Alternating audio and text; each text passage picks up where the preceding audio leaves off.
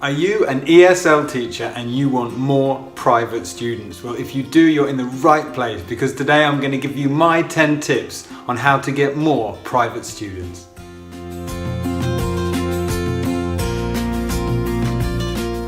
For many ESL teachers, from at least a financial point of view, private students are kind of the holy grail, because often you're going to get paid almost twice as much as you would get paid at a language school for exactly the same amount of work, if not less. I've been teaching English in Prague in the Czech Republic for 5 years, and after 2.5 years I was completely freelance because my timetable was full of private students. And today I'm going to tell you all the little tips and techniques that I used to make that happen. But one thing you must remember and respect is that most language schools will have it written into your contract that you cannot take students from that language school and make them your own private students.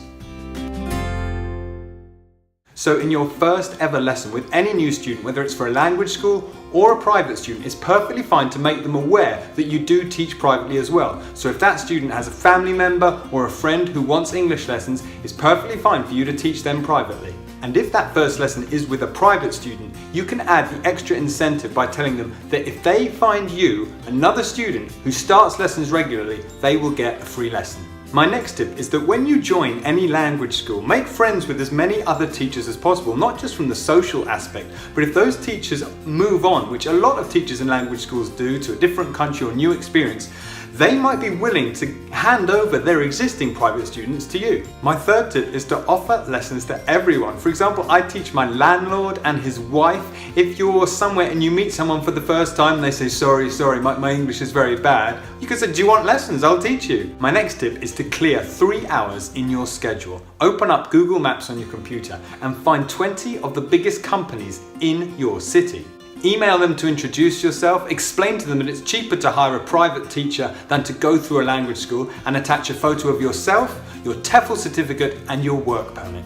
If you're finding these tips useful, please take a moment to like this video and subscribe to my channel to get more videos on ESL teaching advice, international relocation advice and more. My fifth tip is to advertise, so create a Facebook page, a Twitter profile, and it's easier than ever now to design your own website. My sixth tip is that if you have a student who you're teaching through a language school and they lose their job, keep their contact details. Check your contract if it's okay with you to teach them privately after they've left that company. If not, wait for the period of time, which is normally about 1 year, and then recontact them and you've got a private student. My next tip is to be very friendly and professional with all your existing students. So send them a Christmas card every year. Always be on time for lessons, never cancel lessons unless it's an absolute emergency. Take an attendance sheet that they have to sign at the end of every lesson. And go the extra mile for your students every once in a while. So for example, if it's the last lesson of the day, you've got nothing afterwards, and you're having a nice chat, just roll on for an extra 10 minutes, why not? Next up, when you arrive in a new city and you want as many private students as you can as quickly as possible, make yourself available at weekends and in the evenings. I know we all want our weekends and evenings free, but if you do a good job, they're going to recommend you to family members, friends or colleagues who might be able to have lessons during working hours. If you have any questions about ESL teaching or life in Prague or international relocation, please add them in the comments below. Next up, if you have a prospective private student but your time schedule is full, be honest with them. Give them a realistic time frame as to when you might be able to start lessons, and maybe even refer that prospective student to a friend or a colleague, and hopefully one day they might return the favour.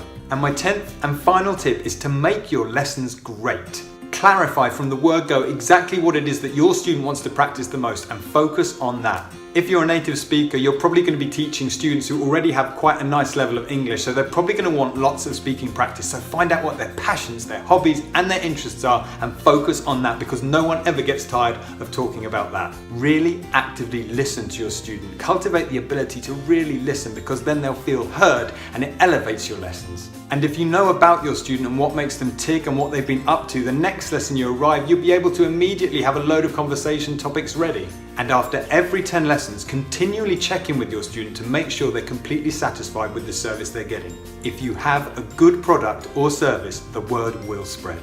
I live and teach in Prague in the Czech Republic. It has a population of just under 1.3 million people, and I see it as a very realistic possibility to find 25 people in that city to teach privately.